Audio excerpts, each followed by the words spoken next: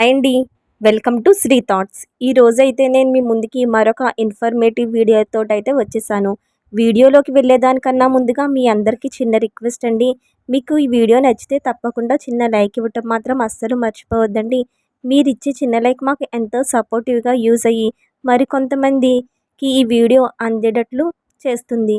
మొదటిసారిగా మా ఛానల్ని చూస్తున్నట్లయితే సబ్స్క్రైబ్ చేసుకుని పక్కనే ఉన్న బెల్ ఐకాన్ యాక్టివేట్ చేసినట్లయితే ఫర్దర్ నోటిఫికేషన్స్ అన్నీ కూడా మీకు అందుతాయి. ఇప్పుడైతే మనం వీడియోలోకి వెళ్ళిపోదాము.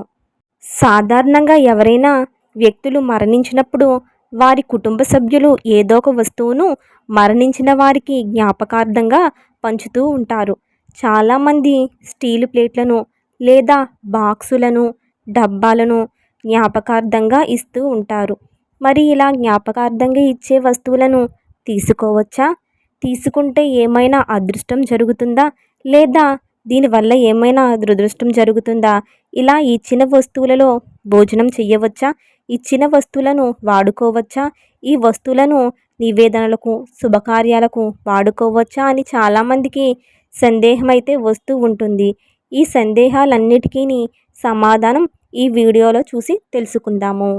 సాధారణంగా ఎవరైనా మరణిస్తే 11, 13 లేదా 14 రోజులకు అన్న సంతర్పణ చేస్తూ ఉంటారు.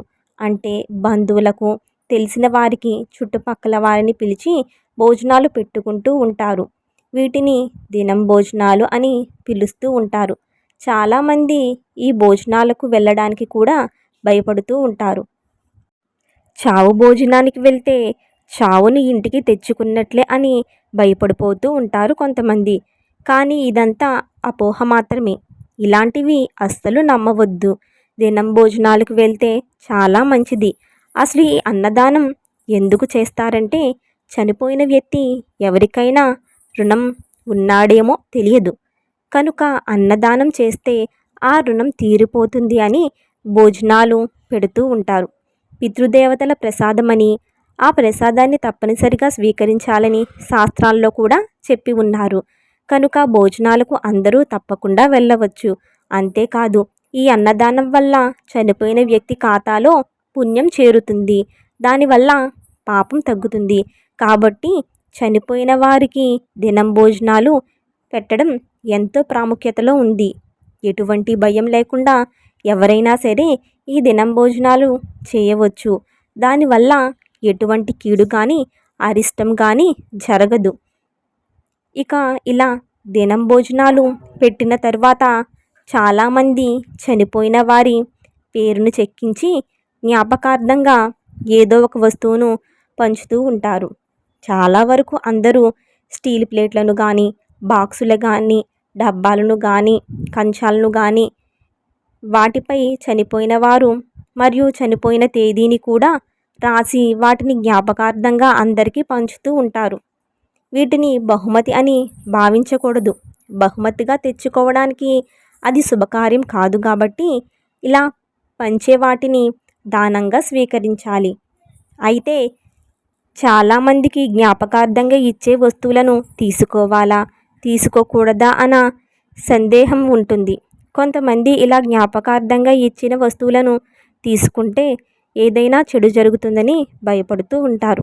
కానీ అలాంటి విషయాలు ఏమీ పెట్టుకోవాల్సిన అవసరం లేదు. నిస్సంకోచంగా తీసుకోవచ్చు. ఈ వస్తువులను చక్కగా ఇంట్లో ఉపయోగించుకోవచ్చు. పూజలు చేసేటప్పుడు కూడా ఈ వస్తువులను వాడుకోవచ్చు. ఎందుకంటే ఈ జ్ఞాపకార్థంగా వస్తువులను ఏదైనా పుణ్యకార్యంలో వాడుకుంటే ఆ పుణ్యం చనిపోయిన వారికి కూడా చేరుతుంది. ఈ రకమైన భయాలను అస్సలు పెట్టుకోవద్దు. జ్ఞాపకార్థంగా ఇచ్చే వస్తువులను చక్కగా తీసుకోవచ్చు. ఇంకొక ముఖ్యమైన విషయం ఏంటంటే ఈ కాలంలో చాలామంది ప్లాస్టిక్ వస్తువులను జ్ఞాపకార్థంగా ఇస్తున్నారు. అస్సలు అలా చెయ్యకూడదు. వాటికి బదులుగా ఏదైనా ఒక చిన్న రాగి వస్తువు లేదా చిన్న ఇత్తడి వస్తువును కానీ జ్ఞాపకార్థంగా ఇవ్వడం చాలా మేలు. వీలైనంత వరకు అందరూ కూడా ఇదే ఇవ్వడానికి ప్రయత్నించండి. అసలు మాకు జ్ఞాపకార్థంగా వస్తువులు ఇచ్చే అంత స్తోమత లేదనుకునేవారు దానికి బదులుగా చనిపోయిన వ్యక్తి పేరు మీద పేదవారికి స్వీట్స్ లాంటివి దానం చేసినా సరిపోతుంది. ఇలా ఏదో ఒక విధంగా చనిపోయిన వారు పేరు మీదుగా దానం చేస్తే వారి ఆత్మ ఉన్నత లోకాలకి చేరుతుందని శాస్త్రాలు చెబుతున్నాయి. కనుక జ్ఞాపకార్థంగా ఇచ్చే వస్తువుల విషయంలో ఏం భయపడవలసిన అవసరము లేదు. అలానే తీసుకునేటప్పుడు కూడా ఏ విధమైన అనుమానాలు అనేవి పెట్టుకోవాల్సిన అవసరం లేదు. ఇదండి ఈరోజు ఇన్ఫర్మేటివ్ వీడియో అయితే. మీకు ఈ వీడియో నచ్చితే తప్పకుండా చిన్న లైక్ ఇవ్వటం అస్సలు మర్చిపోవద్దు. చాలామంది వీడియోనైతే చూస్తున్నారండి, లైక్ మాత్రం చేయట్లేదు. మీరు లైక్ ఇస్తేనే మా వీడియోకి సపోర్ట్ చేసినట్లు అవుతుంది. కనుక ప్లీజ్ తప్పకుండా లైక్ చేయడం మర్చిపోవద్దు.